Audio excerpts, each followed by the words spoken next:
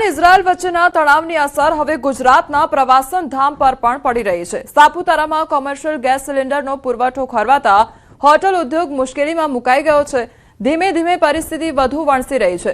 તેમાં પણ જો નાના ફૂડ સ્ટોલ, લારી ધારકો અને ધાબા રેસ્ટોરન્ટની વાત કરીએ તો તેમની સ્થિતિ તો વધુ કફોડી બની ગઈ છે। સરકાર આ સમસ્યાનો કોઈ યોગ્ય ઉકેલ લાવે તેવી માંગ તમામ લોકો કરી રહ્યા છે।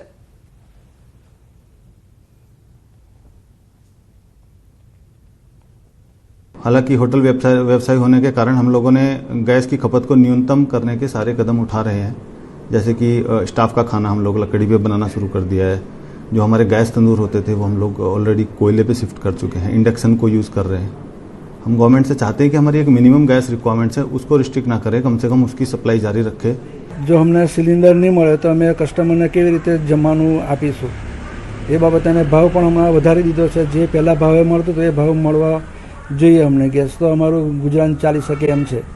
અને ઇઝરાયલ વચ્ચેના યુદ્ધની અસર સુરતના ફરસાણની દુકાન પર એવી તો જોવા મળી કે ગેસની અછતના કારણે સુરતીઓની ડીશમાંથી તેમની મનપસંદ વાનગી લોચો ગાયબ થઈ જશે।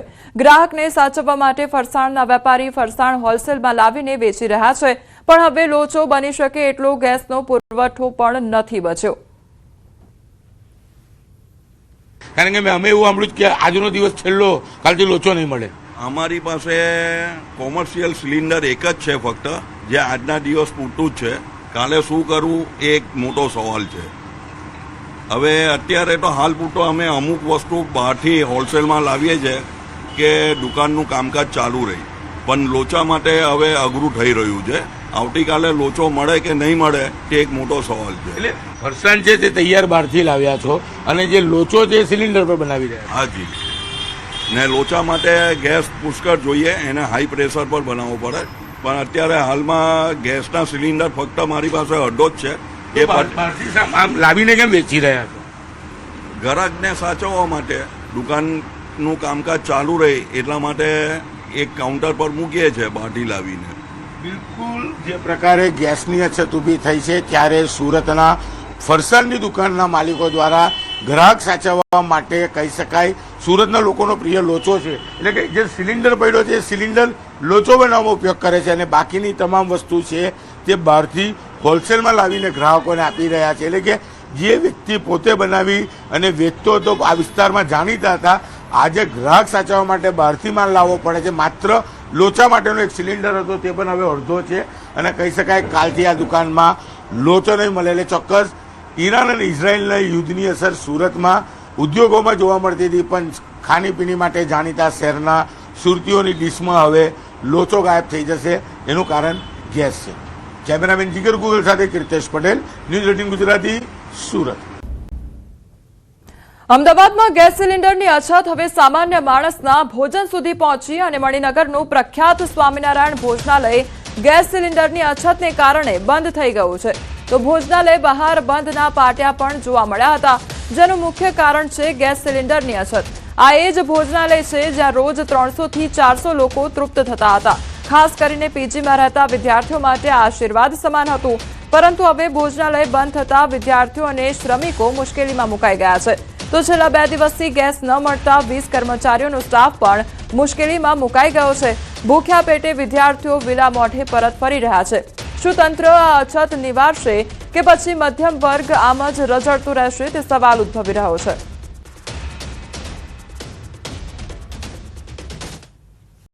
આજે હું અત્યારે અહીંયા આવ્યો જમવા માટે થઈને, અને આ મણિનગરની એક એવી સારી અને એવી શુદ્ધ ભોજનાલય હતી કે ત્યાં અહીંયા મણિનગરના હજારો લોકો અહીંયા જમે છે, અને આ બહુ ખૂબ સારું છે। એટલે મને હમણાં બીજા મીડિયાના માધ્યમથી જ ખબર પડી કે ગેસ સિલિન્ડરના કારણે આને બંધ કરવામાં આવી છે। તો હું સરકારને એક વિનંતી કરવા માંગુ છું, કારણ કે મણિનગરની અંદર એલજી હોસ્પિટલ છે, મણિનગરની અંદર પીજીમાં રહેતા ઘણા બધા વિદ્યાર્થીઓ છે કે જેનો અહીંયા પરિવાર નથી, તો એવા લોકો ક્યાં જમશે? જેમ કે કોઈનો અહીંયા પરિવાર હોય તો એના ઘરે જઈને જમી લેશે, બધી જ હોટલો જો બંધ થઈ જશે તો એ બાળકોનું ભવિષ્ય શું? સરકારને એટલી વિનંતી છે કે હોટલો બંધ કરાવે ચાલશે, પણ જો આવું ભોજનાલય બંધ કરાવશે એની અંદર ઉંમરલાયક માણસો, અમારા જેવા વ્યક્તિઓ, જે સ્ટુડન્ટો છે, આ બધાને આવી તકલીફ પડશે। જેથી વિનંતી છે કે ભાઈ આવી ભોજનાલયો બંધ ના થવી જોઈએ। શુદ્ધ શાકાહારી ભોજન મળે છે, બીજું કે જે નોર્મલ પબ્લિકને ખાઈ શકાય એવા પૈસાથી મળી રહ્યું છે, એટલે આવી વસ્તુ બંધ ના થવી જોઈએ। એક સમય જ્યાં 300 થી 400 લોકો જમી શકે તે પ્રકારની વ્યવસ્થા ગોઠવવામાં આવતી હતી તે આજે બંધ હાલતમાં છે. હું વાત કરી રહી છું અમદાવાદના મણિનગર વિસ્તારમાં આવેલા સ્વામિનારાયણ ભોજનાલયમાં. મારી પાછળ જોતા આ ભોજનાલય કે જ્યાં 300 થી 400 લોકો એક સાથે જમી શકે તે પ્રકારની વ્યવસ્થા કરવામાં આવી હતી, પરંતુ હકીકત એ આવી કે જ્યારથી કમર્શિયલ ગેસની અછત થઈ છે ત્યારથી અહીં આ ભોજનાલય છે તે બંધ હાલતમાં જોવા મળી રહ્યું છે. આજે સતત બીજો દિવસ છે કે જ્યારે ગેસના બાટલોને શોર્ટેજ હોવાથી ખાસ કરીને આ ભોજનાલય બંધ કરી શકાય તે પ્રકારનું અહીં બોર્ડ છે તે બોર્ડ મારવામાં આવ્યું છે. ગુજરાતી થાળી જે 80 રૂપિયા મળતી હતી જેને કારણે 300 થી 400 લોકો જમી શકતા હતા. એટલું નહીં, 20 થી પણ વધારે કર્મચારીઓનો સ્ટાફ છે તે અહીં કામ કરતો હતો, પરંતુ હાલત એવી થઈ છે કે અહીં ભોજનાલય બંધ હોવાને કારણે અનેક લોકો જે છે તે અહીંથી પરત ફરે છે અને બોર્ડ વાંચીને બસ તેઓ અહીંથી નીકળી જતા હોય છે, કારણ કે ગેસની અછતને કારણે આ ભોજનાલય બંધ કરવું પડે તેવી પરિસ્થિતિ સર્જાઈ છે. કેમેરા પર્સન હિરેન શાહ સાથે દીપિકા કુમાર, ન્યૂઝ 18 ગુજરાતી, અમદાવાદ. ગાંધીનગરમાં એમએલએ ક્વાર્ટરમાં 2 દિવસીય યોગ શિબિરનું આયોજન કરવામાં આવ્યું છે. આંતરરાષ્ટ્રીય યોગ દિવસના 100 દિવસ પહેલા આ કાઉન્ટડાઉનની શરૂઆત કરવામાં આવી છે. તો યોગ બોર્ડના ઉપક્રમે જિલ્લા અને તાલુકા મથકોએ પણ યોગ શિબિરનું આયોજન કરવામાં આવશે. તો એમએલએ ક્વાર્ટરમાં મોટી સંખ્યામાં ધારાસભ્યોએ યોગ શિબિરમાં ભાગ પણ લીધો હતો.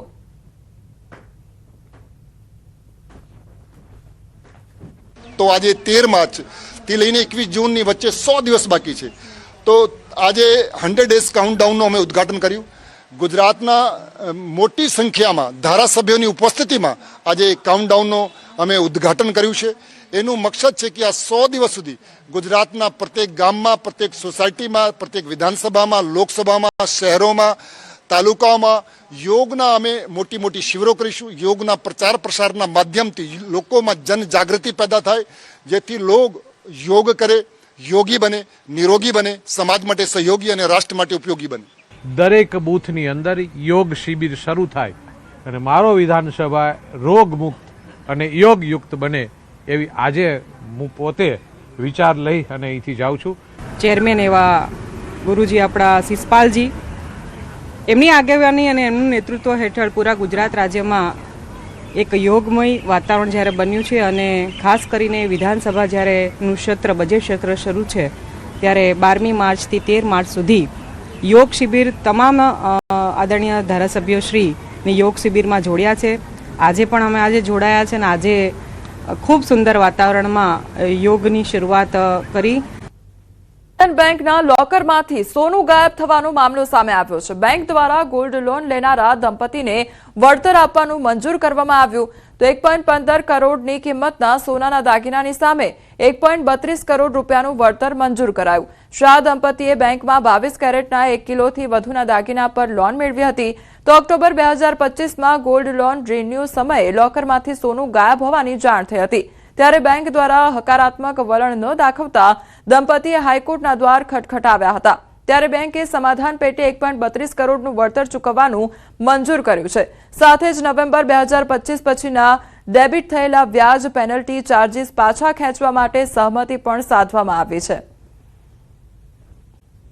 એસઓજી દ્વારા નકલી નોટ ઝડપી પાડવામાં આવી છે. 100 તથા 200ના દરની 38 નકલી નોટ ઝડપાઈ છે.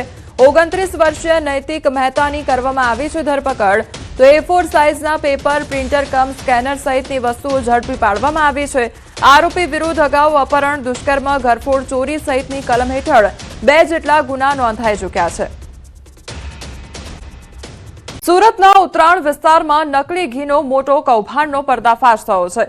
ઉત્તરાણ પોલીસ અને ફૂડ સેફટી વિભાગની સંયુક્ત કાર્યવાહીમાં રંગોલી ચોકડી પાસે આવેલા અવસર પ્લાઝા કોમ્પ્લેક્સમાંથી શ્રી સહજાનંદ ગાય ઘી અને શ્રી ગજાનંદ ગાય ઘી નામે વેચાતું શંકાસ્પદ ઘી ઝડપાયું છે. તો સ્થળ પરથી હજારો ડબ્બાઓમાં ભરાયેલ આશરે 583 લીટરથી વધુ ઘી તેમજ તેને બનાવવામાં ઉપયોગ થતી મશીનરી અને અન્ય સામગ્રી જપ્ત કરવામાં આવી છે. પોલીસે કાર્યવાહી દરમિયાન સ્થળ પરથી નિહાર ભરતભાઈ મોવલિયા નામનો આરોપીની ધરપકડ કરી છે. જ્યારે પિયુષ વિઠ્ઠલભાઈ સાંગાણી નામનો આરોપી ફરાર છે અને તેની શોધખોળ ચાલી રહી છે. તો પ્રાથમિક તપાસમાં શંકા વ્યક્ત કરવામાં આવી છે કે સોયાબીન તેલ અને કેમિકલનો ઉપયોગ કરીને નકલી ઘી તૈયાર કરી જાણીતા બ્રાન્ડના નામે પેકિંગ કરીને બજારમાં વેચવામાં આવતું હતું. તો અધિકારીઓએ ઘીના નમૂનાઓ લેબોરેટરીમાં મોકલી તપાસ શરૂ કરી છે. અને કયા સ્થળોએ આ નકલી ઘી સપ્લાય થઈ રહ્યું હતું તેની દિશામાં પણ તપાસ ચાલી રહી છે. વેલંજા ખાતે આવેલ ટાટા ડેરી પ્રોડક્ટ નામની સંસ્થામાં શંકાસ્પદ ઘીનું ઉત્પાદન થઈ રહેલ છે. તેથી અમો અને ઉચાણ પોલીસ સાથે ત્યાં રેડ કરી અને ત્યાંથી શ્રી સહજાનંદ ગાયનું ઘી અને શ્રી ગજાનંદ ગાયનું ઘીના 2 નમૂનાઓ પૃથ્થકરણ સારું લેબોરેટરીમાં મોકલાવી આપવામાં આવે છે. તેમજ ત્યાંથી ત્યાં 582 કિલો જેટલો શંકાસ્પદ જથ્થો સીઝ કરવામાં આવેલ છે. શ્રી સહજાનંદ ગાયનું ઘી અને શ્રી ગજાનંદ ગાય ઘી આ 2 બ્રાન્ડના ઘીનું ત્યાં ઉત્પાદન થતું હતું.